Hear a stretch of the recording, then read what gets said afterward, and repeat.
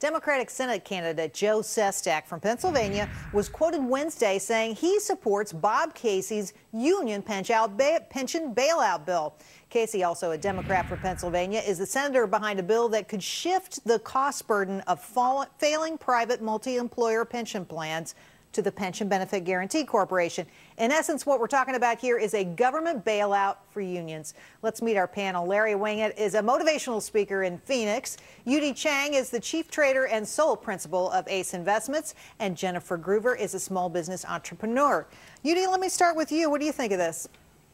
Absolutely so. I'm sure as a red-blooded, wholehearted socialist, I'm sure we'll love this program. Let's do this. Of course not. I mean, absolutely not. Don't you think we should have many other things to do? Maybe fix the federal deficit first, or our Social Security first, before we go another $126 billion into the debt again? Absolutely not.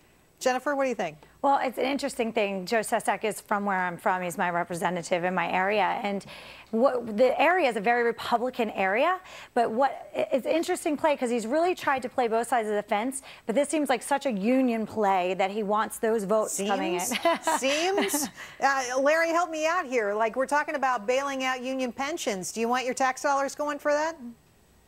No, there are bad ideas, really bad ideas, and horrible ideas, and this fits in that category. The bill even says that pension funds would become the obligation of the United States. The last thing in the world the United States needs right now is more obligations. We already have obligations we can't pay for. You know, if a person brought me their financial picture and it looked anything like that of the United States right now, I would say no more. And that's exactly what we need to say to this. No more. Well, I can't believe Sestak is being so public in his support. Fascinating story. Here's another one.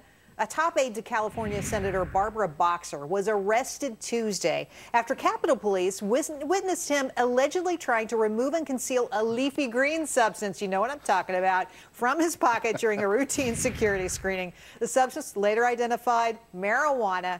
What is this? The Weed to Work program? Who wrote that? That's cute. Larry, what do you think?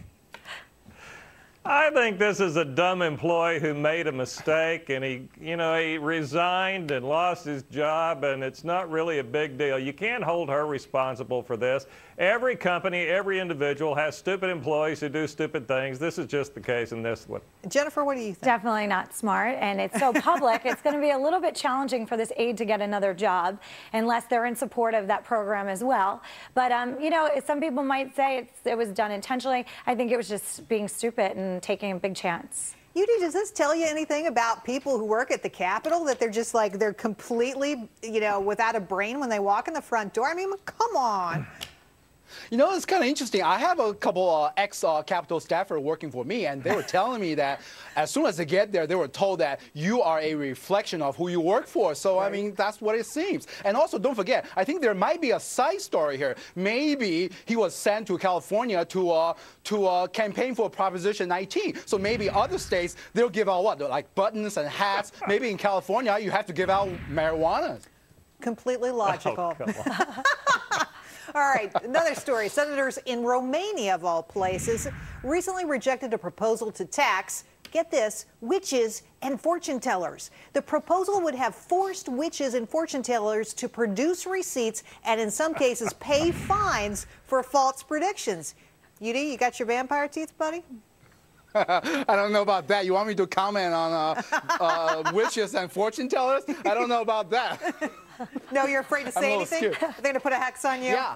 You know, but again, you know, that's what we have come to, right? So we got to tax fortune tellers, witches. I don't know what's next. Maybe prostitutions and marijuanas even, right? So still, the point is that we have to exercise physical responsibility, not physical irresponsibility.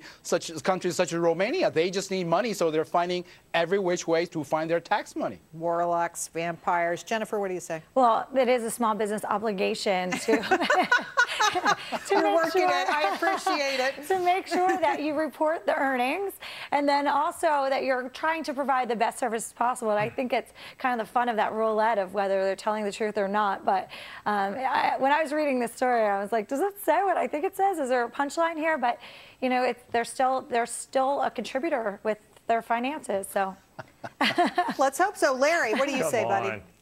Larry. Well, You know, I walked past a fortune teller in New Orleans recently, and she said, "Do you want your fortune told?" And I said, "You mean you don't know?"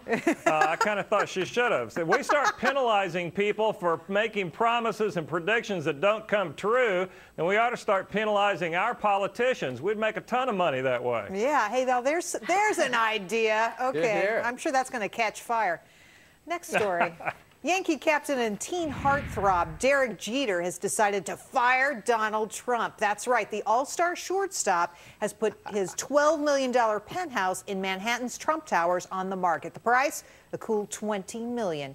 Jennifer, what do you think about this? Got to be in your budget, right? Absolutely. I am ready and signing up. Those properties are beautiful and the views are amazing.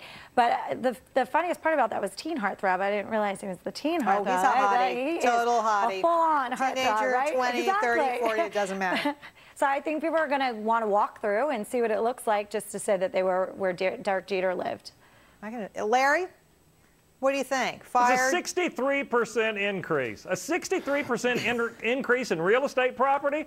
Where I'm from in Arizona, 63% decrease is much more than what we're looking at out here. I cannot believe that he can get $20 million after paying 12. I need Derek Jeter to start making my real estate investments for me. I haven't made that much money on any of mine. All right, Yu-Dee?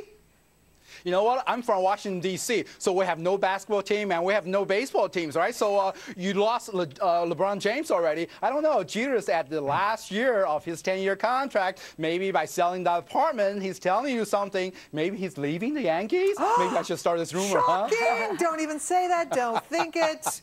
Oh, my goodness, you've started a rumor.